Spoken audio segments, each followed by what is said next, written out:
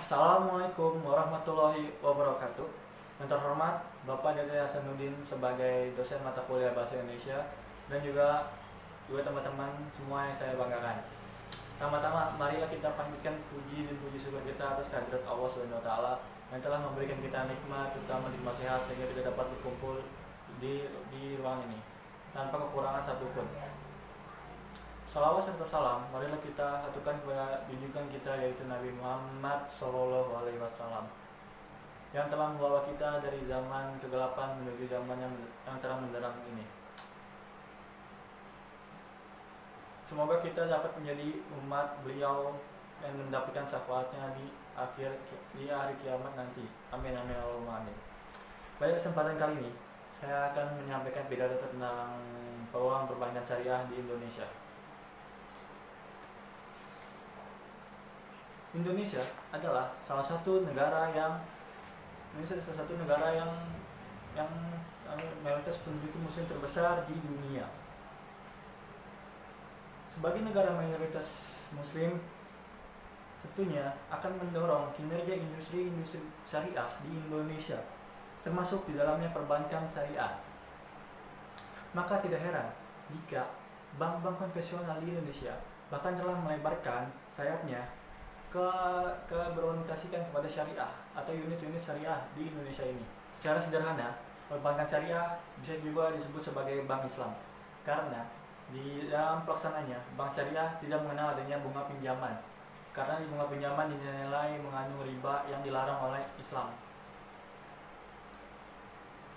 Perbankan syariah menjalankan bisnisnya sesuai dengan syariat-syariat Islam. Karena tidak mengandung riba, maka di bank syariah dikenal dengan sistemnya bagi hasil atau nisbah, di mana bagi hasil ini diketahui oleh kedua pihak antara nasabah dan bank. Antara nasabah dan bank disepakati oleh yang namanya akad atau perjanjian. Sistem bagi hasil yang dilakukan oleh bank syariah adalah dengan cara profit sharing, yakni membagi keuntungan bersih dari bank dan dari nasabah investor ke bank yang sudah mereka jalankan. Nah, pada perbankan syariah terdapat 3 akad. Pertama, akad mudharabah, akad kerjasama usaha antara nasabah dan bank dengan ketentuan jika kerugian kesalahan yang dilakukan oleh nasabah maka kesalahan tersebut akan ditanggung oleh nasabah, dan begitu pun juga sebaliknya. Jika bank melakukan kesalahan, maka bank yang akan bertanggung jawab atas kesalahan tersebut. Nah, biasanya nih produk-produknya di masyarakat dalam bentuk deposito syariah. Kedua, ada akad musyarakah, perjanjian kerjasama antara 2 atau lebih pihak tertentu, baik bank dan pihak yang terlibat sama-sama mengeluarkan modal dengan nilai yang sama-sama dan menanggung resiko secara bersama-sama pula.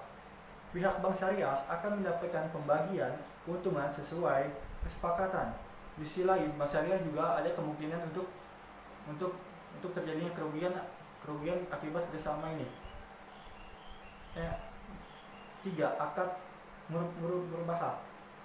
Akad ini digunakan berdasarkan aktivitas jual beli dengan tambahan keuntungan untuk bank syariah yang disepakati oleh kedua belah pihak.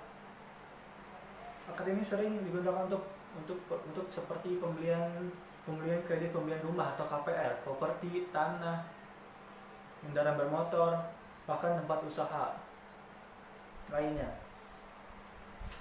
Perbankan syariah sesungguhnya memiliki peluang besar untuk berkembang di masa depan di Indonesia.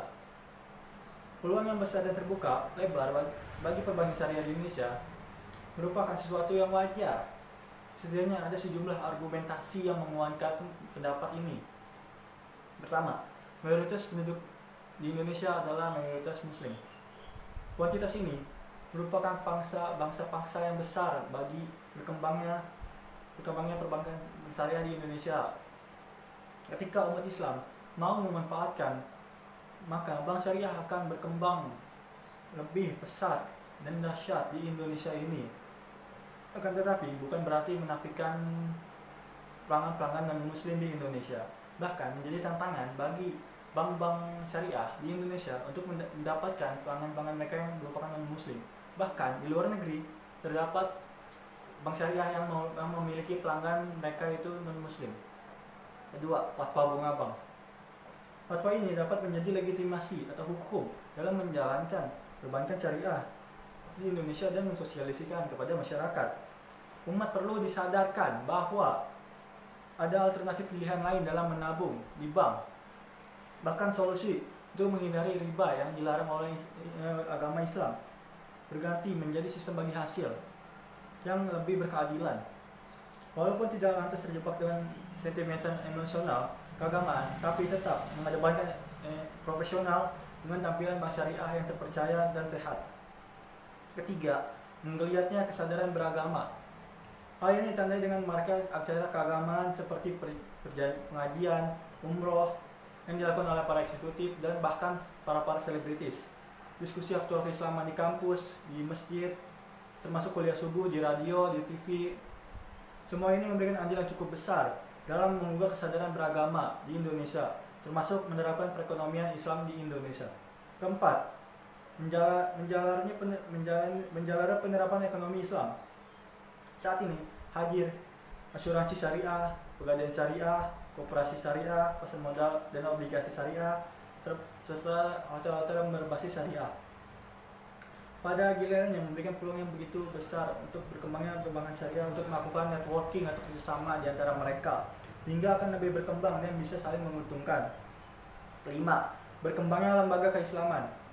Kehadiran partai Islam pasca reformasi setidaknya berpengaruh terhadap iklim kehidupan nasional, terutama ketika politisi muslim tampil sebagai pembuat kebijakan, maka diharapkan kebijakan tersebut sesuai syariah dan mendukung penuh pada kemajuan bank syariah di Indonesia.